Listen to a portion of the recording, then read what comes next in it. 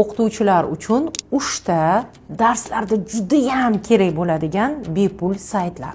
Birinchisi bu Canva. Taqdimotlaringiz, ya'ni prezentatsiyalaringizni o'ziga xos qilib tayyorlab beradi va qisqa muddatda juda ham chiroyli did bilan tayyorlashga yordam beradi. Ikkinchisi esa Kahoot.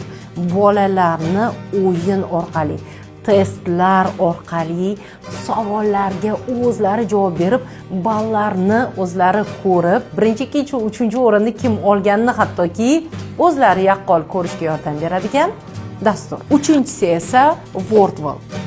Oson interaktiv usullar yordamida o'yinli darslarni tashkil qilishga yordam beradigan dasturlar. Bu video sizga foydali bo'lgan bo'lsa, uni saqlab qo'yishni unutmang va ustozlar uchun shu kabi axborotlar sizga qiziq bo'ladigan bo'lsa, unda menga obuna bo'lib qo'ying.